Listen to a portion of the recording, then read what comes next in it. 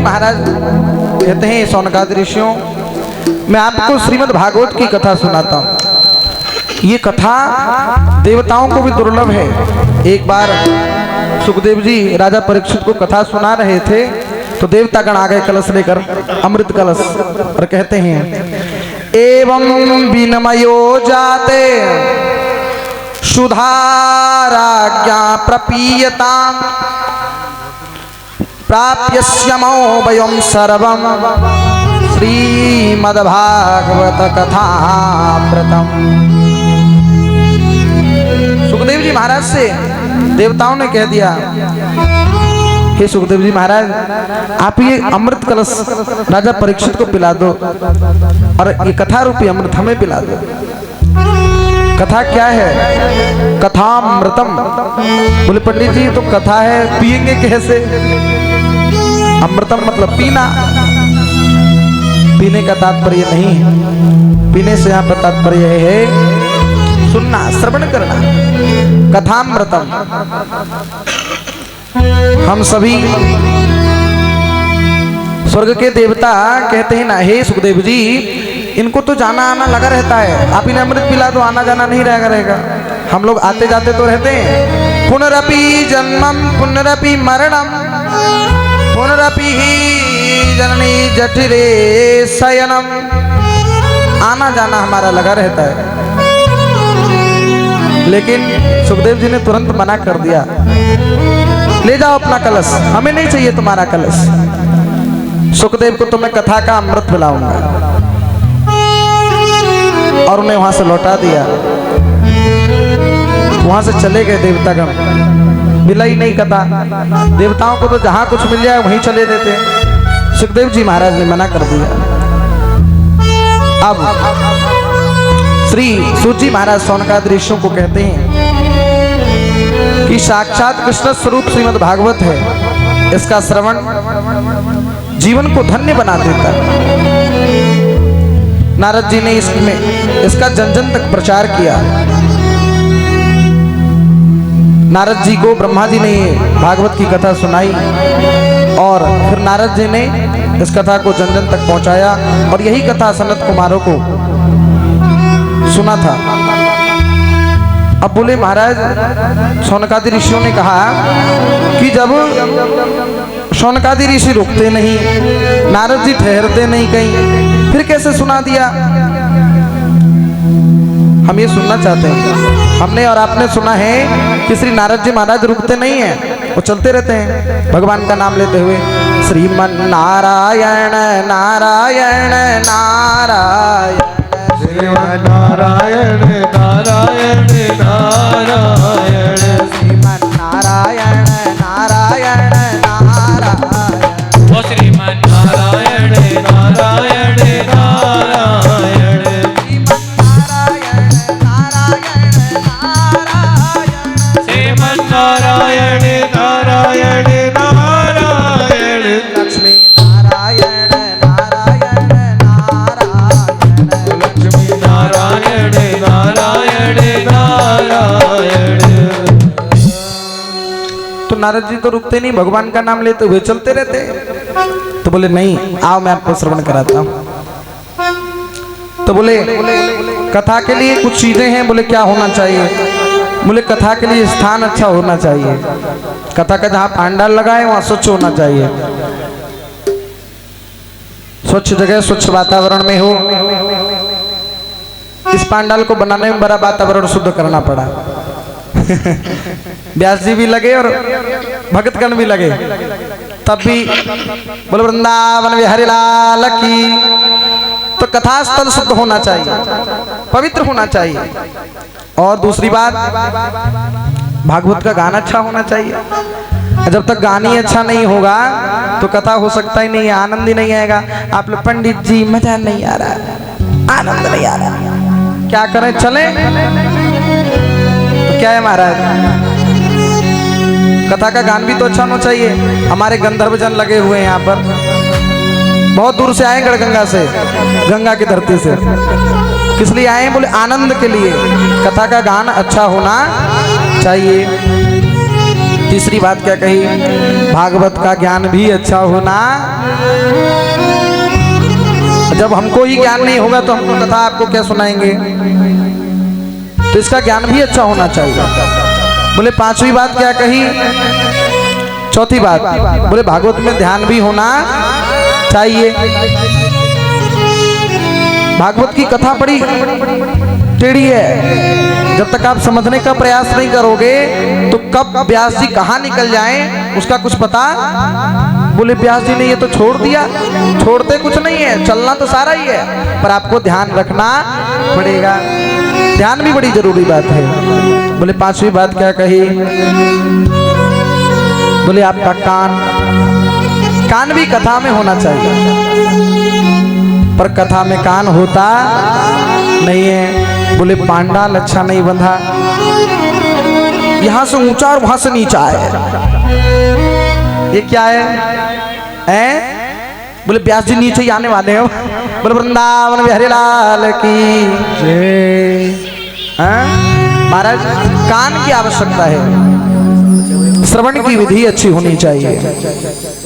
बोले एक मूर्तिकार जो है मूर्ति बेच रहा था, 2 मूर्ति बनाई है उसने, दाम में अंतर, 100 रुपए का एक, 1000 रुपए का।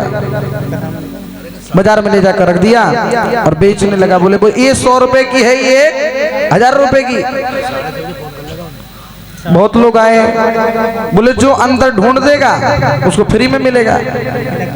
बोले है तो सेम बराबर, एक ही सोना लगा, उसी सोने से ये बना, उसी सोने से ये बना, अब अंतर ढूंढे कौन। एक साधु वहां पर आए, धागा लिया और उस मूर्ति के कान में रख दिया। 1000 वाली मूर्ति के कान में जैसे रखा, धागा पार हो गई, अर्थात दूसरी मूर्ति के कान में रखा, वो धागा इकट्ठा होती रही, मई इकट्ठी होती रही। कहने का तात्पर्य मेरा यह है कि कथा रूपी अमृत को आप सभी उतारने का प्रयास करें। जो अच्छी लगे उसे अंदर ग्रहण करें, जो अच्छी ना लगे उसे निकाल दें। तो कथा में क्या होना चाहिए, कान होना चाहिए।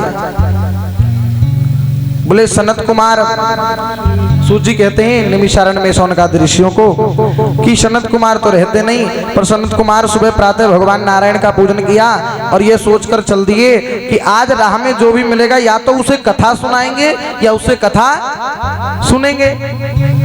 ये सोचकर सनत कुमार, सनत सनंदन सनत सनत कुमार, ब्रह्मा जी के 4 पुत्र हैं, चारों पुत्र चल दिए हैं। अब श्री नारद जी महाराज को बैकुंठ में बद्री धाम में मिल गए। अब नारायण जी परेशान, नारद जी भागे फिर रहे इधर उधर अपना ढोलक मजीरा लेकर। सनत कुमारों ने देख लिया और कह दिया, कथम ब्रह्मनिदम मुखो उदयश्चिन्तन्तरात् भवान् परितं गयते पुत्रं कुत्यश्च गतात्मनम्। हे श्री नारद जी महाराज, आप दुखी हो, किस चिंता में हो? कथम ब्रह्म निदम मुखो, कहां भागे जा रहे हो? तो श्री नारद जी महाराज ने कह दिया, हे सनत कुमारो, मैं धरती लोक पर आया था, मैं इसलिए आया था कि यहाँ पर मेरे गोविंद ने जन्म लिया।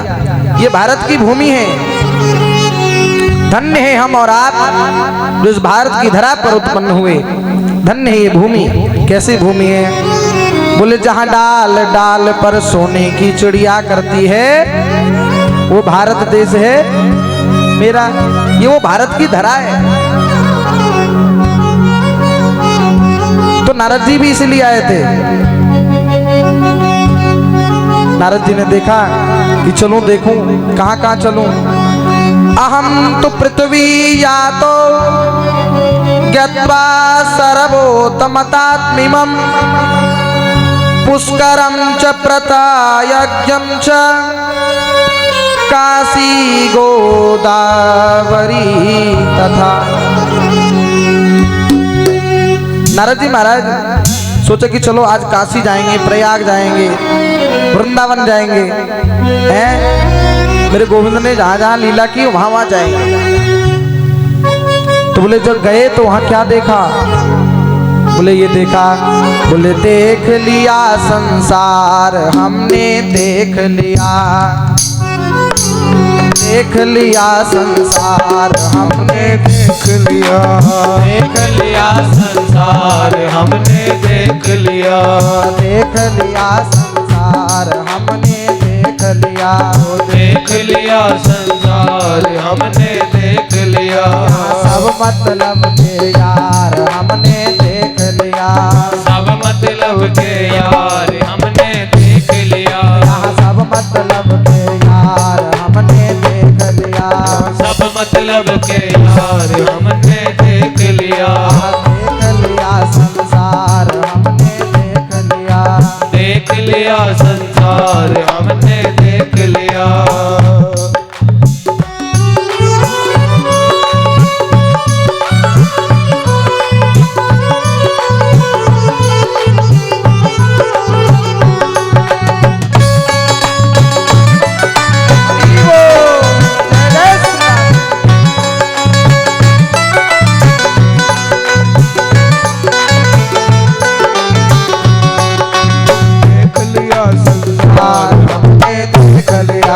देख लिया संसार हमने देख लिया, सब मतलब के यार हमने देख लिया, सब मतलब के यार हमने देख लिया, जिस जिसका विश्वास किया है उसी ने हमें निराश किया है, जिस जिसका विश्वास किया है उसी ने हमें निराश किया है, जिस जिसका विश्वास किया है उसी ने हमें निराश किया है, जिस जिसका विश्वास किया है उसी ने हमें निराश किया है। बोले कैसे निराश किया, बनकर रिश्तेदार हमने देख लिया, वो बनकर रिश्तेदार हमने देख लिया, बनकर रिश्तेदार हमने देख लिया, वो बनकर रिश्तेदार हमने देख लिया, देख लिया संसार हमने देख लिया, देख लिया संसार हमने देख लिया। बोल वृंदावन बिहारी लाल की जय। तो नारद जी ने क्या देखा, यहाँ पर सब मतलब क्या, जब काम पड़ी भैया भैया मेरा काम नहीं हो पा रहा, आप थोड़ा साथ में होते काम हो जाता, लेकिन जिसे ज्यादा भैया करो वो कुछ ज्यादा बड़ा भैया हो जाता है। नहीं नहीं समय नहीं है हमारे पास, बाद में आना है। क्या है ये, यहाँ सब मतलब के आ रहे हैं। जब तक आपके जेब में धन विद्यमान रहेगा तब तक सारे रिश्तेदार नातेदार आपके बने रहेंगे, परंतु बाद में अगर धन नहीं रहा साथ में तो कोई साथ में आने वाला नहीं है। तो श्री नारद जी महाराज ने यही देख लिया, चारों तरफ दुख को देख लिया, और क्या देख लिया, कोई सत्य बोलता ही नहीं है, असत्य की प्रबलता होती जा रही है। मेरे गोविंद ने जहां लीला की वहां दुख का आश्रय होता जा रहा है। सभी ने भक्ति का त्याग कर दिया है, ज्ञान का त्याग कर दिया है, वैराग्य का त्याग कर दिया है, और जब चारों तरफ घूम लिए नारद जी महाराज तो चले वृंदावन को चल दिए। कहाँ चले, बोले वृंदावन, जोर से बोला करो, कहाँ चले, वृंदावन।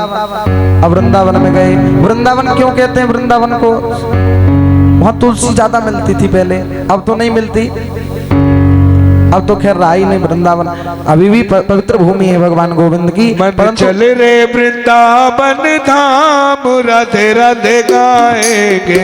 मन चल रे वृंदावन धाम, राधे राधे